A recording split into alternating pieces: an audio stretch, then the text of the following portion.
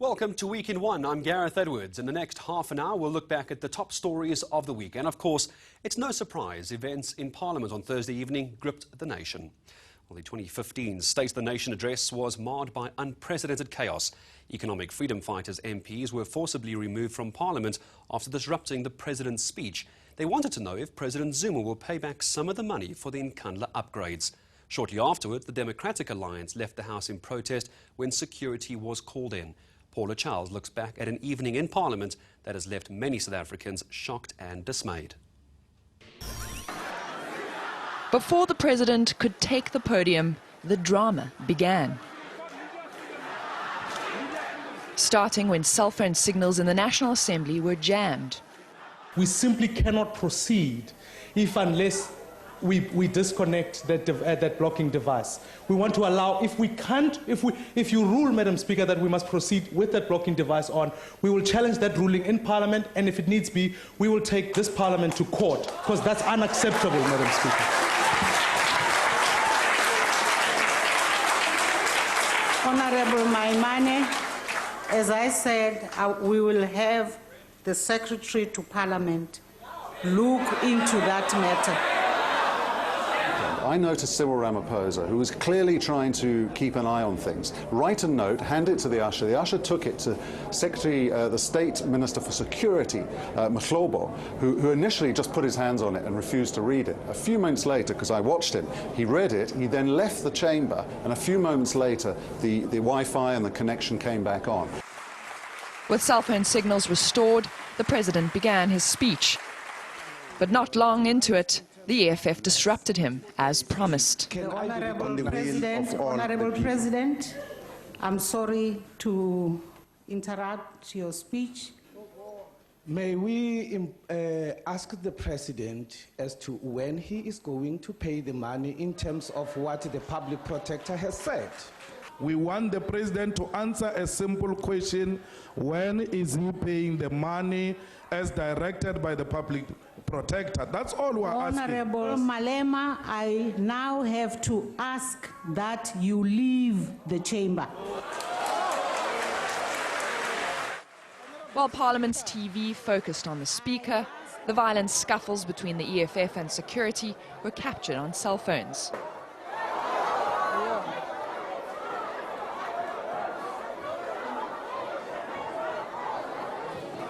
The security forces must come in terms of the Powers and Privileges Act.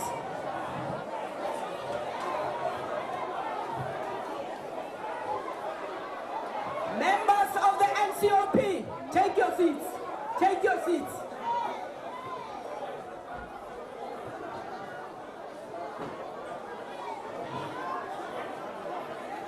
Members of the NCOP, Honourable Jamini, Honourable Jamini, take your seat.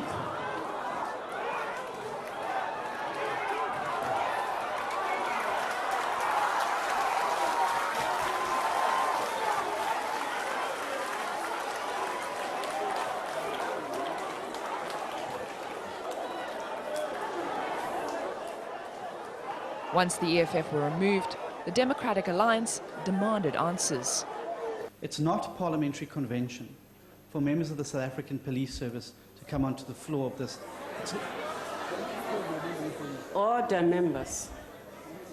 The Honourable Leader of the Opposition asked you a question, Madam House Chair, and it's a very simple answer. Were those members of the South African Police Service, or were they members of the Parliamentary Security? There is no way I could, sitting here, be able to pick out who is police and who is not police here. But we've got it on good authority that that was a Presidential Protection Unit. When we were scuffling with them, they asked us outside not to fight back because they are police. And fighting them back will mean fighting a law enforcement officer. That's how we came into an understanding and walked away. The EFF says many of its MPs were injured. But soon afterwards, Minister in the Presidency Jeff Radebe condemned the behaviour of the EFF. Paula Charles, Parliament. On to President Jacob Zuma's speech itself now, and reaction to the State of the Nation address was widespread. Social media exploded with hundreds of updates every second. They ranged from excitement to disgust. eNCA offered a cross-section of how South Africa was feeling with a groundbreaking focus group. 30 middle-class South Africans were randomly chosen and then given dials to register their feelings about the address. Participants turned up the dial to register green if they liked what was happening or down into red if they didn't. When it came to the actual speech, response was varied. The war room established by Cabinet in December is working diligently around the clock with Eskom to stabilize the electricity supply system and contain the load shedding. President Zuma earning some green over promises to stabilize power supplies, but retreating into the red as he spoke of Eskom's dire operations. The short and medium-term plan involves improved maintenance of Eskom power stations. Government's decision to ban foreign land ownership earned some positive response. Foreign nationals will not be allowed to own land in South Africa.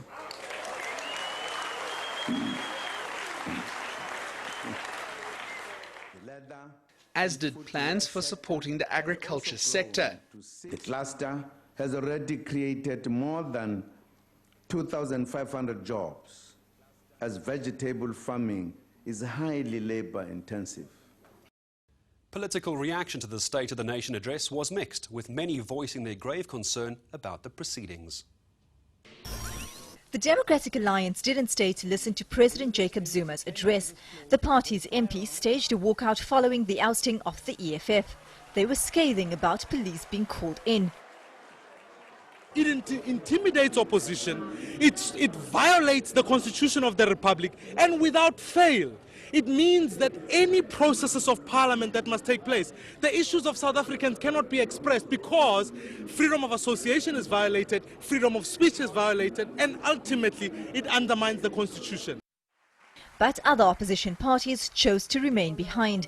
The IFP leader said the EFF's antics had wasted everyone's time. But Mangosuthu Buthelezi wasn't very inspired by Zuma's speech.